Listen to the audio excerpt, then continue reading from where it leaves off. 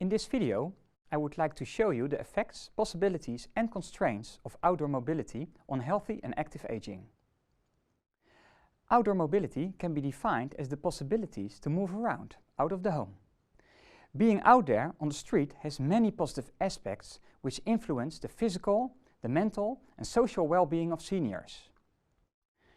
Moving around in the public domain influences the physical state of the body directly.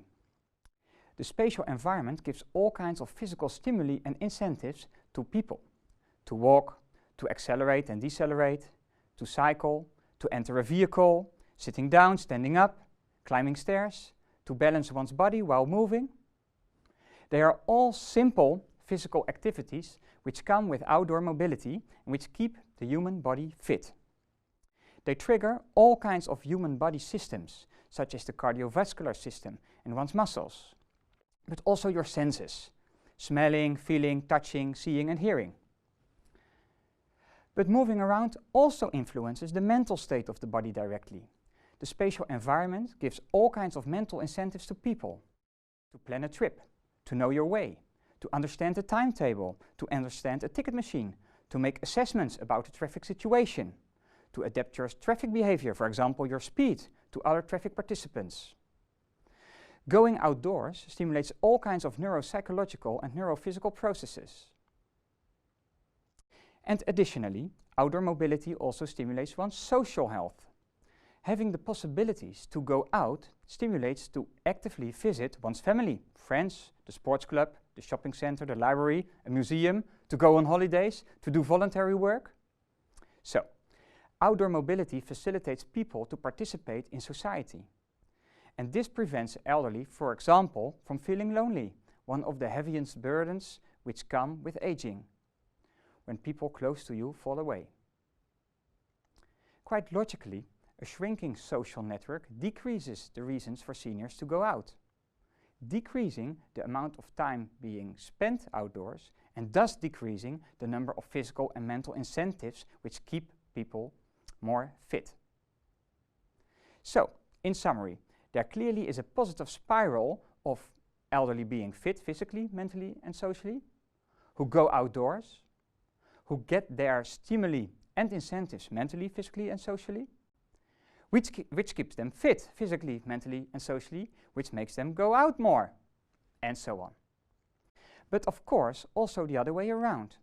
Elderly who are less fit physically, mentally or socially go out less, get less stimuli and incentives, which makes them less fit, which makes them go out less, and so on.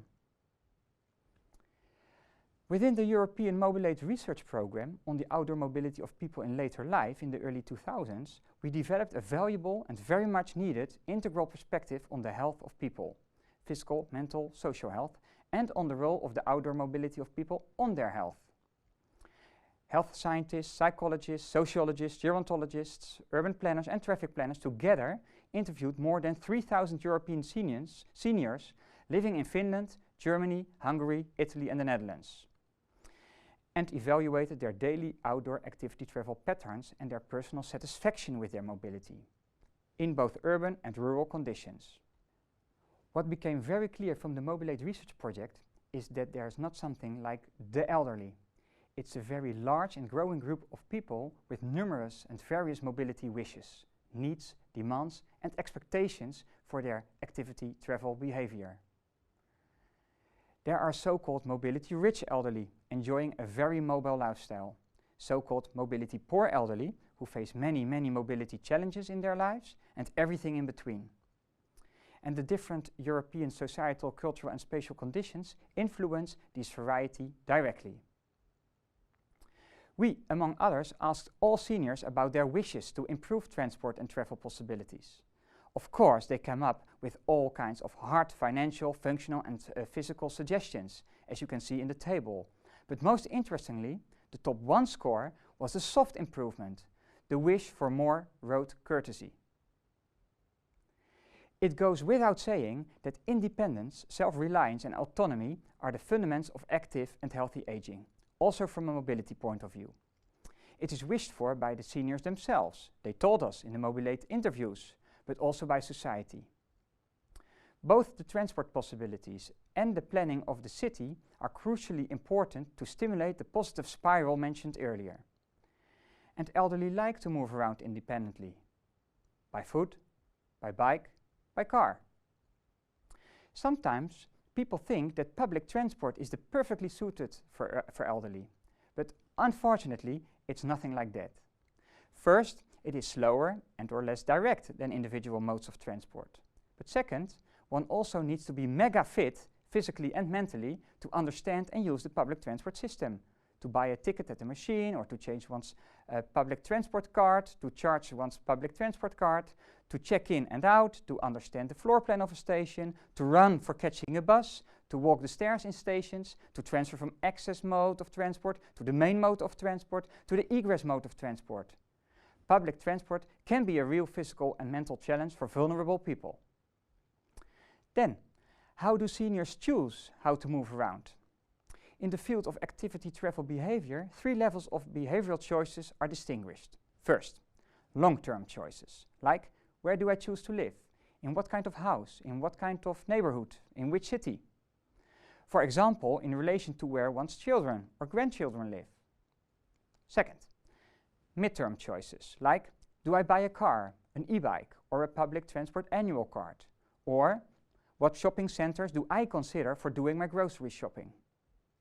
And third, daily choices, like what mode of transport do I use today? Which route do I take? We know that for elderly, walking is the basic mode of transport. So the physical distances to potential activity places in the city are crucially important for seniors, and in particular for those with a decreasing action space. Consequently, for spatial planners and traffic planners, it is important to understand that urban facilities should be available at walking distances, that the location of dwellings need to be understood and planned in relation to those urban facilities, for example, shopping centers, but also that the city, and in particular the public space, need to be planned and designed according to the wishes of pedestrians.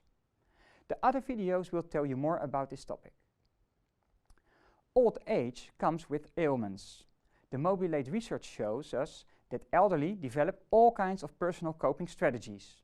For example, they avoid certain conditions, environments or circumstances in which they do not feel at ease, such as bad weather conditions like rain, or peak hour traffic. Or they make use of certain technologies which make their life easier. For example, with respect to endurance.